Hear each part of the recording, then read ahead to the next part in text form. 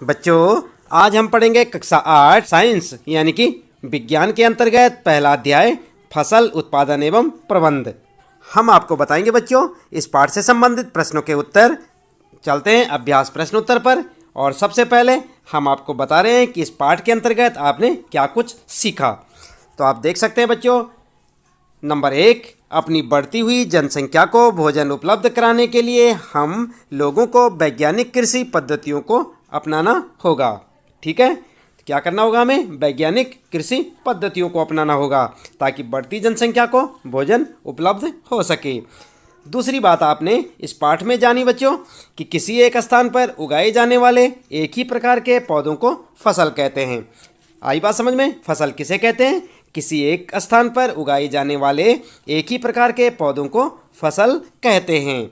याद रखेंगे बच्चों, ये आपके लिए काफ़ी महत्वपूर्ण बिंदु हैं, इन्हें आप याद रखेंगे। नंबर तीसरी बात आप याद रखेंगे, भारत में फसलों को ऋतु के अनुसार हम 2 वर्गों में बांट सकते हैं। कौन कौन से?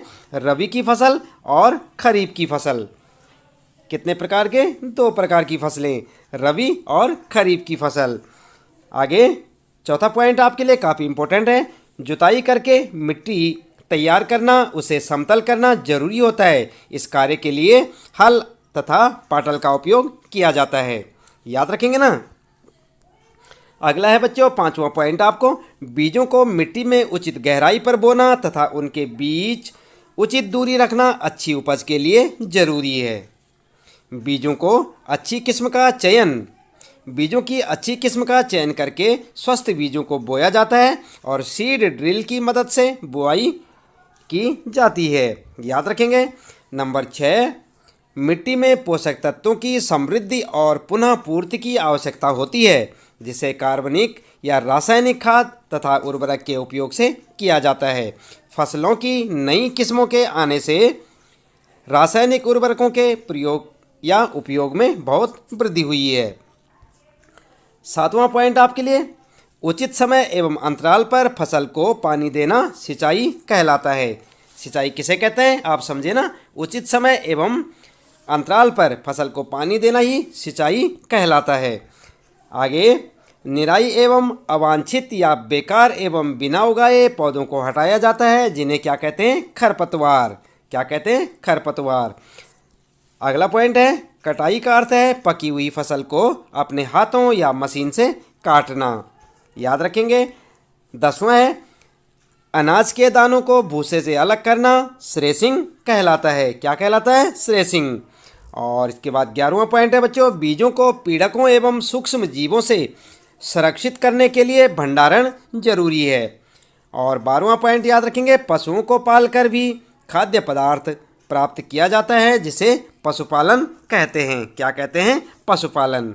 तो यहाँ पर ये थे आपके लिए काफ़ी इंपॉर्टेंट पॉइंट थे। यहाँ पर इन आप 10-12 जो भी पॉइंट हैं इनको आप याद रखेंगे कि आपने इस पाठ में क्या क्या सीखा। ठीक है, इसके बाद आइए बच्चों चलते हैं पाठ के प्रश्न उत्तरों पर। अभ्यास प्रश्न उत्तर में, और सबसे पहला प्रश्न आप देख सकते हैं, उचित शब्द छांटकर रिक्त स्थानों की पूर्ति कीजिए। यही है ना आपका पहला प्रश्न। और यहाँ पर कुछ शब्द दे रखे हैं आपके लिए, जैसे तैरने, जल, फसल, पोषक और तैयारी। ठीक है, और ये कै वाला प्रश्न है आपके लिए, एक स्थान पर एक ही प्रकार की बड़ी मात्रा में उगाए गए पौधों को कहते हैं। क्या कहते हैं? आपको यहाँ पर लिखना होगा, अभी हम बताएंगे आपको, आप देखते रहें। और ख वाला है बच्चों, फसल उगाने से पहले प्रथम चरण मिट्टी की, यहाँ पर आपको लिखना है। क्या लिखना है अभी हम बताएंगे आपको, आप जुड़े रहे हमारे साथ। और ग वाले में क्षतिग्रस्त बीज जल की सतह पर, और यहाँ पर फिर आपके लिए रिक्त स्थान छोड़ रखा है, यहाँ पर आपको लिखना है। क्या लिखना है अभी बताते हैं बच्चों। और घ वाला है, फसल उगाने के लिए पर्याप्त सूर्य का प्रकाश एवं मिट्टी से, और ये 2 जगह यहाँ पर खाली है, तथा आवश्यक है। तो क्या क्या आप यहाँ पर लिखेंगे, चलिए देख लेते हैं। सबसे पहले आपने देखा था कै वाले में यहाँ पर लिखेंगे आप फसल, और ख वाले में तैयारी, ग वाले में तैरने, और घ वाले में पोषक जल। 2 है ना वहाँ पर, तो एक में लिखेंगे पोषक, एक में लिखेंगे जल। तो फर्स्ट वाले में कै वाले में लिखेंगे, ये था आपका कै। यहाँ पर एक स्थान पर एक ही प्रकार की बड़ी मात्रा में उगाए गए पौधों को फसल, यहाँ पर क्या लिखेंगे आप? फसल कहते हैं। ठीक है, तो इस प्रकार से आप यहाँ पर फसल और यहाँ पर जो आप लिख देंगे तैयारी। ठीक है, दूसरे में तैयारी और तीसरे में लिखेंगे तैरने। आपको जैसे दिखाई दे रहा है यहाँ पर गै में तैरने और घै में पोषक तथा जल। यहाँ पर जो है पोषक लिखेंगे, यहाँ पर जल। तो इस प्रकार से आपका ये पहला प्रश्न हो जाएगा बच्चों। दूसरा प्रश्न देख लेते हैं बच्चों। यहाँ पर कॉलम ए में दिए गए शब्दों का मिलान कॉलम बी से कीजिए। और आप देख रहे हैं ना, कॉलम ये है और कॉलम बी, और यहाँ पर आपने मिलान करना है। और यहाँ पर फर्स्ट में लिखा है खरीफ फसल, इधर लिखा है ए मवेशियों का चारा, और सेकेंड में लिखा है रबी फसल, साथ में फास्फेट, और यहाँ पर यूरिया एवं सुपर बी में। और इसी प्रकार से आप देख सकते हैं आपकी पुस्तक में रासायनिक उर्वर और सी वाले में पशु अपशिष्ट, गोबर, मूत्र एवं अवशेष, और उसके बाद जो है अगले में लिखा है यहाँ पर कार्बनिक खाद, गेहूं, चना, मटर, और ई में लिखा है यहाँ पर धान एवं मक्का। उत्तर क्या करेंगे आप, किस प्रकार से मिलाएंगे? तो आप फर्स्ट के साथ में ई मिलाएंगे, सेकेंड के साथ में डी, और थर्ड के साथ में बी, और फोर्थ के साथ में सी। क्या समझे आप? फर्स्ट के साथ में ई। तो यहाँ पर आप देख सकते हैं बच्चों, ये फर्स्ट है आपका, और इसके साथ आप क्या मिलाएंगे? ई वाला। ई वाला कौन सा है? ये है धान एवं मक्का। ठीक है, इसी प्रकार से आप इनका मिलान करें। फर्स्ट के साथ में ई, और सेकेंड के साथ वाला डी, और थर्ड के साथ मिलाएंगे बी, और फोर्थ के साथ सी को मिला लेंगे, और आपके उत्तर हो जाएंगे। ठीक है बच्चों, चलिए अगला प्रश्न देख लेते हैं। तीसरा प्रश्न यहाँ पर निम्न के दो दो उदाहरण दीजिए। और किसके देने आपने दो दो उदाहरण? नंबर 1 खरीफ फसल का, और नंबर 2 रबी फसल का। तो आप जानते हैं खरीफ फसल में क्या क्या उत्पादन होता है। तो खरीफ फसल में लिखेंगे आप धान एवं मक्का। किसकी फसल होती है खरीफ के टाइम पे? धान एवं मक्का। और रबी की फसल में क्या क्या आती है फसलें? गेहूं और चना। क्या लिखेंगे? खरीफ में धान और मक्का, रबी में लिखेंगे गेहूं और चना। ये दो दो उदाहरण हो जाएंगे आपके इस तीसरे प्रश्न के उत्तर में। अगला है बच्चों चौथा प्रश्न यहाँ पर आपके लिए। निम्न पर अपने शब्दों में एक एक पैराग्राफ लिखिए। तो आपने इन पर लिखना है मिट्टी तैयार करना, इस पर एक पैराग्राफ, बुआई पर एक पैराग्राफ, और निराई पर भी एक पैराग्राफ, और थ्रेसिंग पर भी एक पैराग्राफ। यानी इन चारों पर आपने एक एक पैराग्राफ लिखना है। इनके बारे में आपने जानकारी देनी है। सबसे पहले लिखेंगे हम मिट्टी तैयार करना। तो यहाँ पर जो है उत्तर लिखेंगे आप, और क्या लिखेंगे? हेडिंग डाल देंगे मिट्टी तैयार करना। और फिर लिखेंगे यह प्रक्रिया फसल उगाने का प्रथम चरण है। मिट्टी को पलटने और पोला बनाने से पौधों की जड़ें गहराई तक जाकर श्वसन कर सकती हैं। पोला बनाना समझते ना आप? मुलायम और भुरभुरी हो जाती मिट्टी। ठीक है, और पोली बनाई हुई मिट्टी में केंचुओं और सूक्ष्म जीवों को वृद्धि में सहायता मिलती है तथा ये मिट्टी को और अधिक पोला कर ह्यूमस बनाते हैं। इसके अतिरिक्त मिट्टी पलटने से पोषक पदार्थ ऊपर आ जाते हैं जो अच्छी फसल उगाने में अत्यंत महत्वपूर्ण होते हैं। तो इस प्रकार से आप लिख सकते हैं पहले के बारे में पैराग्राफ, मिट्टी तैयार करना। इस प्रकार से आप पूरी जानकारी दे सकते हैं। दूसरा है बच्चों बुआई। क्या है यहाँ पर? बुआई। और बुआई में हेडिंग डाल के लिखेंगे यह फसल उत्पादन का महत्वपूर्ण चरण है। मिट्टी को तैयार करने के पश्चात खेत में बीज बोए जाते हैं। उचित दूरी एवं गहराई पर खेत में बीज बोना बुआई कहलाता है। ठीक है, बुआई क्या कहलाता है? उचित दूरी एवं गहराई पर खेत में बीज बोना बुआई कहलाता है। बुआई के लिए अच्छी गुणवत्ता किस्म के साफ एवं स्वस्थ बीजों का चुनाव करना जरूरी होता है। उचित बीजों को चुनने के बाद उन बीजों को उचित गहराई तथा उचित दूरी पर बोना चाहिए ताकि प्रत्येक पौधे को पर्याप्त हवा, प्रकाश यानी कि ताप, खनिज एवं पानी मिल सके। बुआई के लिए निम्नलिखित विधियों का उपयोग किया जाता है। और कौन कौन सी विधियाँ? यहाँ पर देख सकते हैं आप, परंपरागत औजार विधि और सीड ड्रिल से दोनों प्रकार से बुआई की जा सकती है। तो इस प्रकार से आप अपना उत्तर लिख सकते हैं यहाँ पर दूसरे के बारे में। ख यानी बुआई पे एक पैराग्राफ। अगला है बच्चों निराई। और निराई पर आप क्या लिखेंगे? हेडिंग डाल देंगे खरपतवार हटाने को निराई कहते हैं। किसे कहते हैं निराई? खरपतवार हटाने को क्या कहते हैं? निराई। निराई नहीं करने से खरपतवार जल, पोषक एवं तत्व आदि ग्रहण कर फसल की वृद्धि को प्रभावित करते हैं। फसल उगाने से पहले खेत जोतने पर धूप के कारण खरपतवार मर जाते हैं और मिट्टी में मिल जाते हैं। खरपतवार हटाने का सबसे सही समय फूल एवं बीज बनने से पहले होना चाहिए।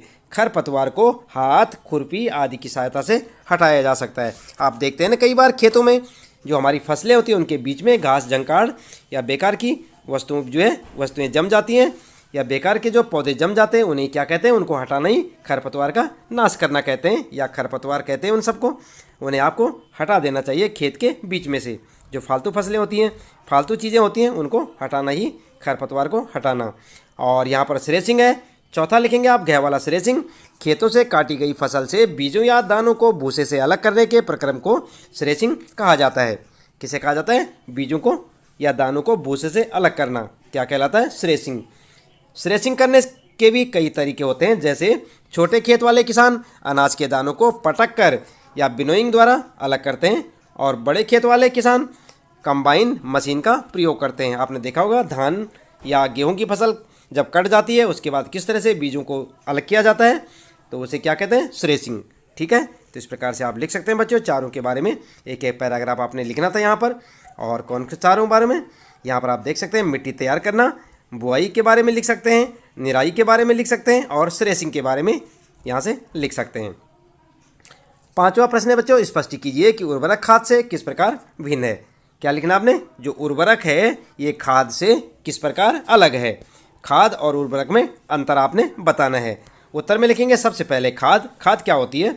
नंबर 1, खाद एक प्राकृतिक पदार्थ है जो गोबर, मानव अपशिष्ट एवं पौधों के अवशेष के विघटन से प्राप्त होता है। इस प्रकार लिख सकते हैं। नंबर 2 लिखेंगे खाद खेतों में बनाई जाती है। नंबर 3, इससे मिट्टी को प्रचुर मात्रा में ह्यूमस प्राप्त होती है। और नंबर 4, इससे पादप या पादक पोषक अपेक्षाकृत कम मात्रा में होते हैं, और यह पानी में अघुलनशील होने के कारण इनका अवशोषण धीरे धीरे होता है। तो ये थी आपके लिए खाद के बारे में जानकारी। अब लिखेंगे आप उर्वरक क्या होते हैं। तो उर्वरक के बारे में लिखेंगे, हेडिंग डाल देंगे उर्वरक। यहाँ पर जो है हेडिंग डालने के बाद आप लिखेंगे उर्वरक एक अकार्बनिक लवण है। इसका उत्पादन कारखानों में होता है। इससे मिट्टी को ह्यूमस प्राप्त नहीं होती। इसमें पादप पोषक प्रचुरता में होते हैं। यह पानी में घुलनशील, क्या लिखेंगे? घुलनशील होने के कारण इनका अवशोषण शीघ्र हो जाता है। आई बात समझ में? तो इस प्रकार से आप उर्वरक के बारे में हेडिंग डाल के लिख सकते हैं। और यह पानी में घुलनशील होने के कारण इनका अवशोषण शीघ्र हो जाता है। ठीक है, आई बात समझ में? इसके बाद लिखेंगे आप साथ ही साथ लिखेंगे उर्वरक की तुलना में खाद अच्छी मानी जाती है, क्योंकि इससे मिट्टी की जल धारण क्षमता में वृद्धि होती है। इससे मिट्टी भुरभुरी हो जाती है, जिससे गैस विनिमय सरलता से होता है। इससे जीवाणु की संख्या में वृद्धि होती है। इससे मिट्टी का गठन सुधारा जाता है। ठीक है, तो इस प्रकार आप लिख सकते हैं बच्चों। आप देख रहे हैं ना खाद और उर्वरक में क्या अंतर है। ये खाद के बारे में और फिर उर्वरक के बारे में। अच्छे से लिखें बच्चों, याद भी करें। अगला प्रश्न है सिंचाई किसे कहते हैं। जल संरक्षित करने वाली सिंचाई की 2 विधियों का वर्णन कीजिए। तो आपने यहाँ पर सिंचाई के बारे में लिखना है। फसलों को कृत्रिम रूप से आवश्यकता अनुसार पानी देना सिंचाई कहलाता है। क्या होता है सिंचाई? फसलों को कृत्रिम रूप से आवश्यकता अनुसार पानी देना सिंचाई कहलाता है। करते हैं ना आप भी अपने खेतों में सिंचाई करते हैं, तो क्या करते हैं सिंचाई में? पानी तो देते हैं। जीवित रहने के लिए पौधों को जल की आवश्यकता होती है। पौधों में लगभग 90% यानी कि 90% जल होता है। फसल की स्वस्थ वृद्धि के लिए मिट्टी की नमी को बनाए रखने की आवश्यकता होती है, जिसके लिए विभिन्न अंतराल पर खेत में जल देना सिंचाई कहलाता है। अब आगे लिखेंगे जल संरक्षित करने वाली सिंचाई की 2 विधियां निम्नलिखित हैं और किस किस तरह से सिंचाई की जा सकती है। नंबर 1, छिड़काव तंत्र द्वारा। इस विधि का इस्तेमाल असमतल भूमि यानी कि जो समतल नहीं होती है, जहां पर जल कम मात्रा में उपलब्ध हो के लिए किया जाता है। इसमें नलों के ऊपर घूमने वाले नोजल लगे होते हैं। जब पंप से जल मुख्य पाइप में भेजा जाता है तो वह घूमते हुए नोजल से बाहर निकलकर वर्षा की भांति छिड़काव करता है। यह विधि बलुई मिट्टी के लिए अत्यंत उपयुक्त है। आई बात समझ में? किस मिट्टी के लिए? बलुई मिट्टी के लिए, जिसमें बालू या रेत अधिक होती है। तो इसमें क्या होता है? छिड़काव तंत्र के लिए छिड़काव तंत्र विधि से सिंचाई की जाती है। अगला है बच्चों ड्रिप तंत्र, यानी कि ड्रिप जो विधि है उसे सिंचाई की जाती है। इसमें जल बूंद बूंद करके पौधे पर गिरता है या पौधों पर गिरता है और बेकार नहीं होता। यह कम पानी वाले क्षेत्रों के लिए एक वरदान है। यह विधि फलदार पौधों, बगीचों आदि को पानी देने का सर्वोत्तम तरीका है। कौन सा? ड्रिप तंत्र। याद रखेंगे ड्रिप तंत्र। अगला है प्रश्न बच्चों 7वां। यदि गेहूं को खरीफ ऋतु में उगाया जाए तो क्या होगा, चर्चा कीजिए। यानी कि बेमौसम, क्या समझे आप, गेहूं का मौसम नहीं होता ना उस टाइम, तो अगर इसे खरीफ ऋतु में उगाया जाए तो क्या होगा। तो आप लिखेंगे गेहूं एक रबी फसल है, इसे शीत ऋतु में उगाया जाता है। खरीफ ऋतु जून से सितंबर तक होती है। इस समय वर्षा काफ़ी अधिक मात्रा में होती है, इसलिए इसे वर्षा ऋतु भी कहते हैं। क्या समझे आप, एक बार फिर से पढ़ें। गेहूं एक रबी फसल है, इसे शीत ऋतु में उगाया जाता है। कौन सी ऋतु में, शीत ऋतु में। और खरीफ ऋतु कब होती है, जून से सितंबर तक। याद रखेंगे टाइम, खरीफ ऋतु का जो समय होता है कब तक होता है, जून से सितंबर तक। इस समय वर्षा काफ़ी मात्रा में होती है, इसलिए इसे वर्षा ऋतु भी कहते हैं। किसको, खरीफ ऋतु को वर्षा ऋतु भी कह सकते हैं। यदि गेहूं को इस समय उगाया जाए तो गेहूं के पौधे अधिक मात्रा में पानी मिलने की वजह से सड़कर खराब हो जाएंगे और फसल बर्बाद हो जाएगी। इसका मतलब क्या समझे बच्चों आप, गेहूं को इतना अधिक मात्रा में पानी नहीं चाहिए, इसलिए वे बरसात की ऋतु में नहीं हो पाएंगे और सड़कर खराब हो जाएगी गेहूं की फसल। 8वां प्रश्न है बच्चों, खेत में लगातार फसल उगाने से मिट्टी पर क्या प्रभाव पड़ता है, व्याख्या कीजिए। खेत में लगातार फसल उगाने से, एक बार फसल उगाई, दोबारा उगाई, तीसरी बार उगाई, बार बार अगर हम लगातार जो है फसल उगाएंगे खेत में तो मिट्टी पर क्या प्रभाव पड़ता है। तो काफ़ी इंपॉर्टेंट है, याद रखेंगे। खेत में लगातार फसल उगाने से मिट्टी में कुछ पोषक तत्वों की कमी हो जाती है, जिससे उसकी उर्वरता भी कम हो जाती है। यही कारण है कि खेत में लगातार फसल नहीं उगानी चाहिए और खेत को कुछ समय के लिए परती छोड़ देना चाहिए, यानी कि एकदम खाली छोड़ देना चाहिए। एक अन्य तरीका फसल चक्रण है, फसल चक्रण है। आप यहाँ पर चक्रण लिखें। इसमें किसान एक फसल के बाद दूसरी किस्म की फसल उगाते हैं, जिससे मिट्टी में नाइट्रोजन का पुनः पूरण होता रहता है। यानी कि लगातार एक ही किस्म की फसल ना उगाने के बजाय अलग अलग प्रकार की फसलें उगाते हैं, जिससे क्या होता है, मिट्टी में नाइट्रोजन का पुनः जो है पूरण होता रहता है। ठीक है, तो इस प्रकार से आप लिख सकते हैं यहाँ पर 8वां प्रश्न और उसका उत्तर। 9वां प्रश्न है बच्चों, खरपतवार क्या है, हम उनका नियंत्रण कैसे कर सकते हैं। उत्तर में आप लिख सकते हैं, खरपतवार के बारे में भी हमने आपको पहले भी बताया। खेत में फसल के साथ कई अवांछित यानी बेकार पौधे उग जाते हैं। आपने देखा होगा गेहूं या धान के बीच में कई जो है बेकार पौधे उगे होते हैं। इन पौधों को खरपतवार कहते हैं।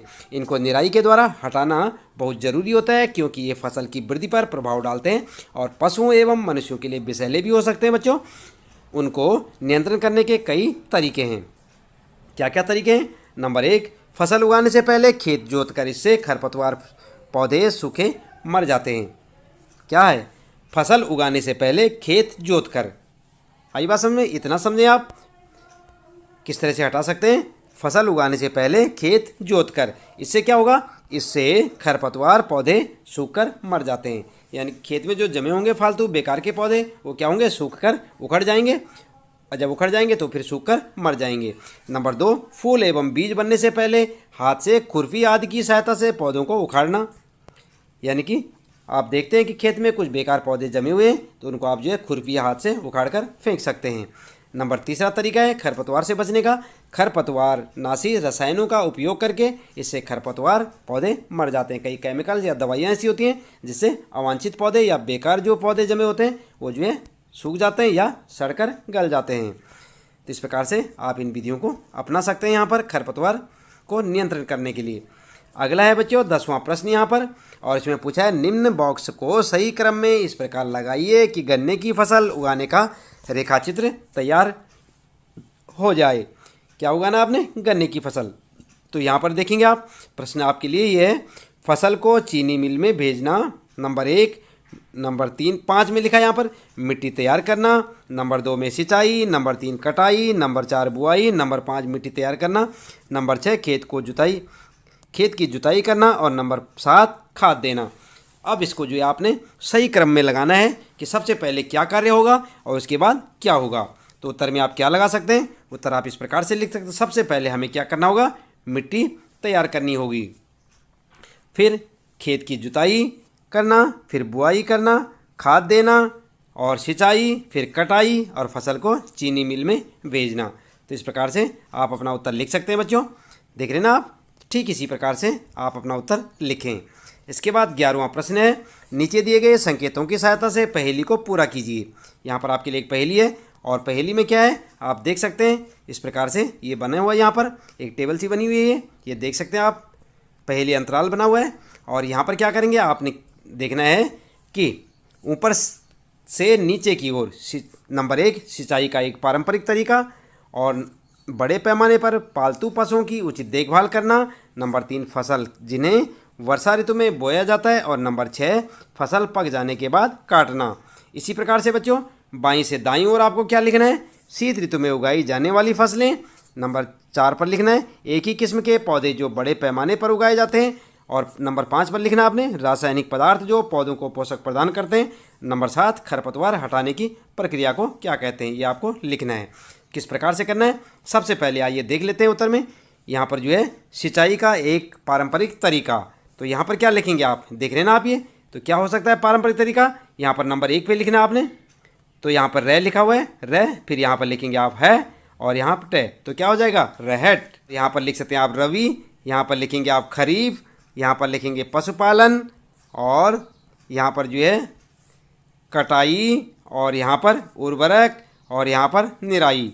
तो इस प्रकार से आपकी ये वर्ग पहेली सॉल्व हो जाएगी। ध्यान दें बच्चों, ये है आपका उत्तर, कर सकते हैं ना आप।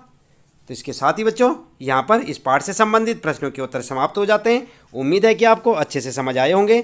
आप लगातार इसी प्रकार जुड़े रहें हमारे साथ। यदि आपने चैनल को अभी तक सब्सक्राइब नहीं किया तो सब्सक्राइब अवश्य कर दें, बेल आइकन भी दबा दें, और जानते रहें अपने कक्षा 8 विज्ञान यानी कि साइंस के सभी चैप्टरों के प्रश्न उत्तर हमारे साथ। तो मिलते हैं बच्चों फिर अगली वीडियो में अगले पाठ के नए नए प्रश्नों के साथ। आपका दिन शुभ हो।